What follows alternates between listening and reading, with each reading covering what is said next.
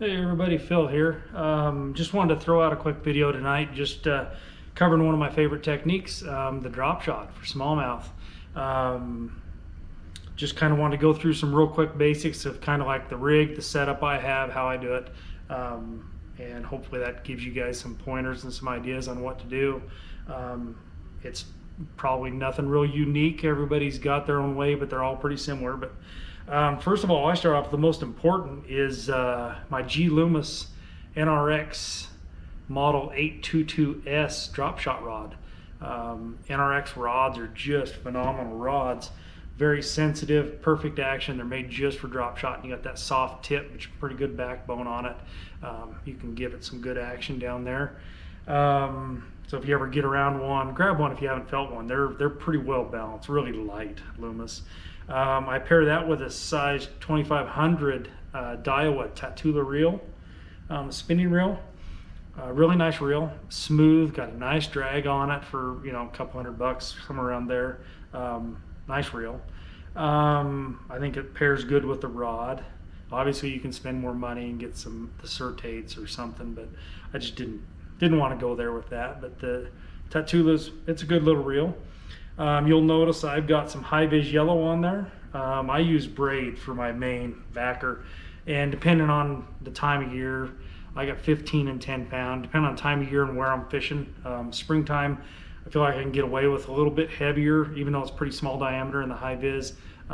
15, I'll switch to 10 probably in the summer. And then my leader material is just 8-pound invizx. I peel off about 15 feet, tied on there with a crazy Alberto knot, and that gets my knot up onto the spool when I'm reeling. But yeah, about 15 feet of that invizx 8-pound, and it's a good tough line. I like it. Had really good luck with it. Knot strength holds up. It's fluorocarbon, so it's invisible in the water. I've tried the leader materials, the gold label and things like that. Didn't really see the benefit of it, really, to be honest with you. It was a little more brittle, maybe it's a little more abrasion resistant, but I just have better knot strength and everything with the 8-pound invizx. Besides that, I buy it on the 600-yard spools, and then I can spool it up on some rods. I do all fluorocarbon instead of the braid backing. But for this rod, I got braid backing, that leader, and then when it comes down to what I do on the business end of it, I run anywhere from 8 inches to 18 inches, probably to max. Use just a regular little sinker with the slide through deal there. This is a Danielson or something, I think. I use whatever's cheapest from wherever I'm at. I'm not real partial on the sinkers. It doesn't really matter to me. And then my hook of choice is the VMC spin shot right there. I didn't trim those ends on my leader's very good for this. I should have trimmed them up a little bit, but anyway, you can see the little spinner on there. So the VMC spin shots, these are number 2s. I kind of prefer those. If the bite gets really finicky in the summer, really clear water, I'm talking 20-25 feet of clear water, I may go down to the number 4. But I just like that wider gap when that hook's up there and that's sitting out there spinning around. I like the spin shot when I can get away with it, just because I don't get all that line twist and tangling when you get a fish and you tie them up and you get in and you got a knot and you got to undo your line. It's all wrapped around your hook. That pretty much eliminates that. Plus, we fish current situations.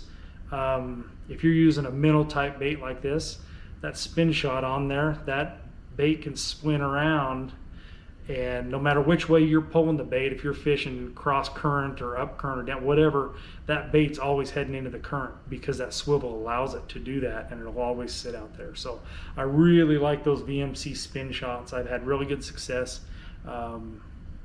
Just my personal preference, nothing major. One of my baits I use here, and I did this, I had just had a bag here close, is the Reaction Innovation shiver shad in a 3.5 inch. Color Sexy Shad's what this one is. I've got several colors I use of this, but that's kind of all I do is kind of nose hook them there. I know everybody hooks them a little bit different, but that's kind of how I like that and have really good luck with it. So Anyway, that's about it. I just kind of want to throw this out there and kind of what I use the drop shot, and I've always got one tied on, and this rod's, I've never been on the water in the last couple of years without having this rod in the water. I just love the technique, and I've had good success, and it's really about what you have confidence in, no matter what it is, whether it's throwing a jig or a tube or a worm or what have you. So anyway, once again, the NRX rod, 822S drop shot rod from Loomis, Tatula reel, Power Pro high vis yellow braid, and that's for and I guess I should explain a little bit on that braid. I do the high vis yellow because a lot of times when I throw the drop shot out, I leave my bail open because I don't want it to swing back. I cast it out and just leave my bail open and let that line sink. And with this high vis, no matter what time of day, I can see that line laying on the water there, and I can see when it stops, and so I can manually flip the bail over and reel out my slack and start working that bait. The other reason I use the high vis is if I'm video gaming fishing and dropping down on them off the sonar on the front, I let that slack go down the same way. I just turn my rod actually vertical like this. I drop it straight down to them, and when that line, I can just see the line better sitting there. And a lot of times I'll lift that up and let it drop on slack, and then just let this bait flutter down to the bottom. But it's just for visibility for myself. I think it helps my technique, and I know exactly where my bait's at and what it's doing. So anyway, hope I didn't ramble on too much, but those are the key components. I'll list the components down in the header below. So if you would, please subscribe, throw a like out if you want to, and stay tuned. We're going to hopefully get out on the water this weekend and try to catch a few largemouth, as long as the snow goes away by Saturday. So anyway, have a good evening. We'll talk to you soon.